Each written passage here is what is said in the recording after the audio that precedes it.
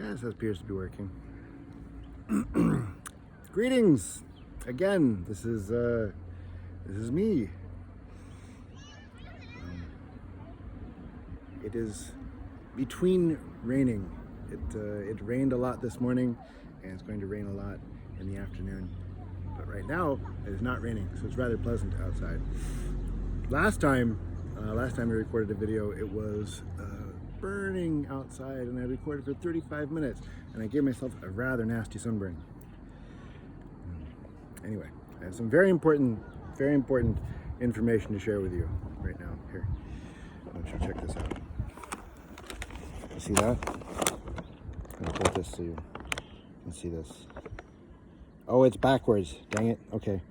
This is these are goba. These are basically chips, right? Okay. I want you to look at this. Right? Maladu. The spiciness. 3.5 out of 5. And then over here is the crispiness factor, and it's only 4 out of 5. See that? And I checked on their other products. Nobody has a 5 on the crispiness scale. So it is not a relative scale, it is an absolute scale. And 5 on the crispiness scale, purely theoretical. Perhaps it will be achieved someday, but today is not that day. I very much look forward to experiencing what level 5 crispiness is like. Maybe it's impossible. Maybe it was a secret man was not meant to know. Anyway, I just thought that was really funny. Okay, so today, instead of bloviating about geopolitics, which I understand that nobody likes, I just can't control myself though. It does relate. I mean, it's a game, and I love to figure out how games work. Like, if you're aware that there is a game going on, to analyze that game, I just get obsessed with it. I mean, in previous, like, I'm gonna get into it. No, I'm not. In previous administrations, it was really obvious what they were doing. Very obvious. Today, not so obvious. Everybody has a theory. All the theories conflict. You know, and there's no real good proof to prove anybody's right or wrong, which is a good way, you know, to figure out that there is some missing information. And from game theory standpoint, I think that's really interesting, and I cannot stop thinking about it. But I don't want to bore you with that. I don't want to bore you with I'll bore you with it next time. Yeah, today let's talk board games. I feel like an imposter a little bit. I feel like an imposter. I do make a lot of board games. Oh, there's a fish. There's a fish over here. I just seen it. I just seen a fish. I do make a lot of board games, but I don't get hang out much with the board game community or the comic community people. Because, I don't know. Not many people are actually talking about making games. Either they're selling something or they're doing drama, which I don't know. There are... I guess there are people out there who are asking questions, right? But it's so very clearly like clickbait. Like, would you allow, I don't know, something dumb in your campaign? Would you allow wheelchairs and wheelchair ramps in your campaign? It's not a serious question, but I think there are serious questions relating to game theory. There's so many cool games, right? And mechanically, like, what makes a game cool. I think that's very cool. It's very cool. So I'm going to talk about my game, the game that I'm working on right now, from a technical and I guess a marketing standpoint. Why make a new game? Why make anything? Why make anything? Because you're passionate about it. There's my finger. Because you're passionate about it. That's one reason. And I am passionate about this. Not quite as passionate as I was about POZ. That was a work of pure love. This one, I shouldn't say that. Yeah, this one's also a passion project. And the whole premise is, like, what happened if you had to form a government and fight for, what if the government collapsed tomorrow and it fell to you and you were the leader of the place that you were in? Somebody's got to do it, right? I think it's interesting to like try to put people in that role, because there really isn't, not that I'm aware of anyway. There's lots of war games, but and I've asked around. I guess the most similar project to what I'm doing is Fortress America. Remember that? Like way back in the 90s, where you're supposed to take seriously that you're being invaded by Saddam Hussein, and you defend the current America. Okay. In mine, there is no defending the current America. You can reestablish the current America. Yeah.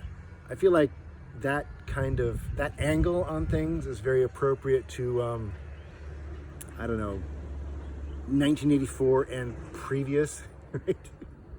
Like Fortress America is basically just Red Dawn with different unrealistic attackers. Like instead of like me believing that Nicaraguans are invading the Midwest, I have to believe that the Iraqis are invading the Midwest.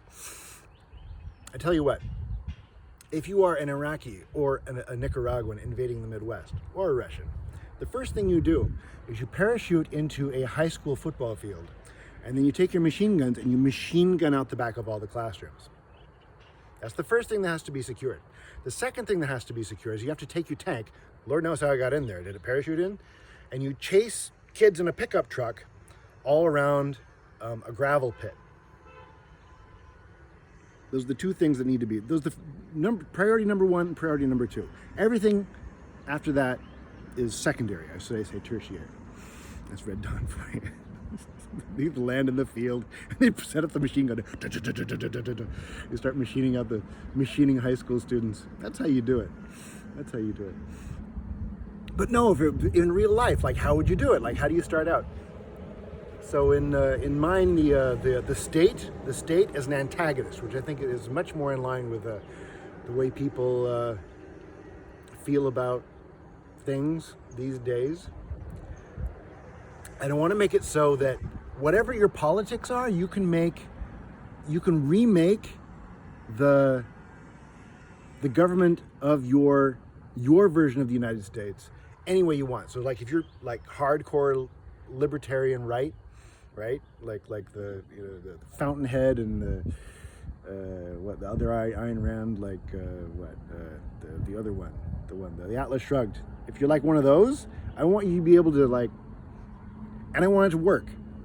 Also, if you are a communist, and this is how I'm going to get past the censors on Kickstarter, because on the Kickstarter campaign, which I'm going to try to do, I'm going to play up that part. Hey, yeah, you can be a communist.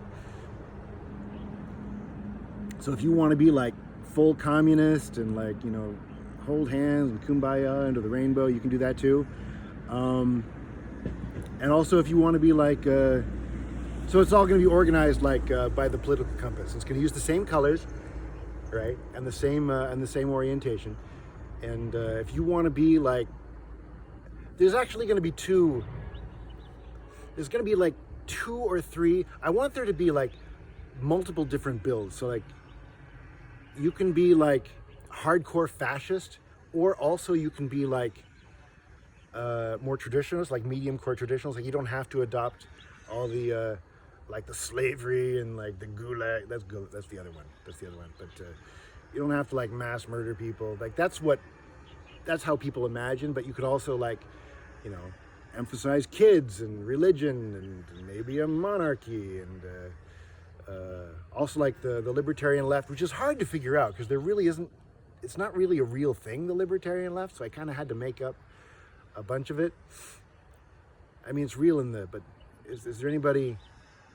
Like I read Cascadia. You should read Cascadia.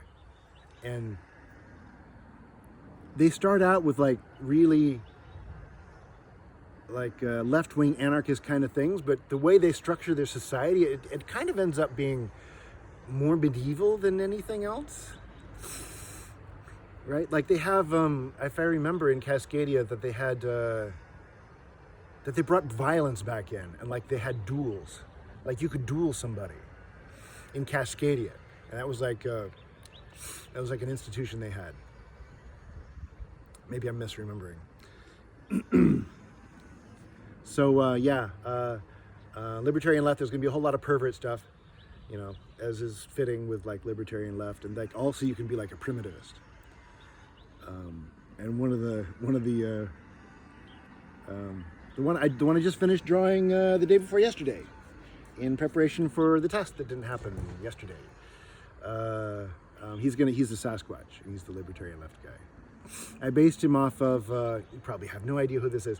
Aaron Draplin, who was a if you pull up Aaron Draplin, AARONDRAPLIN, he's a dude from Portland. He's a graphic designer from Portland who looks like a Sasquatch. Like the dude, like he's got the trucker hat and he's got like a trucker style. He's a really interesting character to me, which I'm always on the lookout for like interesting characters, because he like kind of represents, like he's a full hardcore like way left lib, but to Portlanders he kind of represents the working class. They don't know any actual truckers, right? They don't actually know any working class. So to them he represents the working class. To them he represents the working class, kind of like in the same way that who's the redhead blonde Bill Burr. Bill Burr kind of represents kind of the same thing. Like if you live in California, he's like the most working class right-wing dude you ever heard of. You know, this side of Joe Rogan, I suppose. Anyway, so yeah, the game drops you in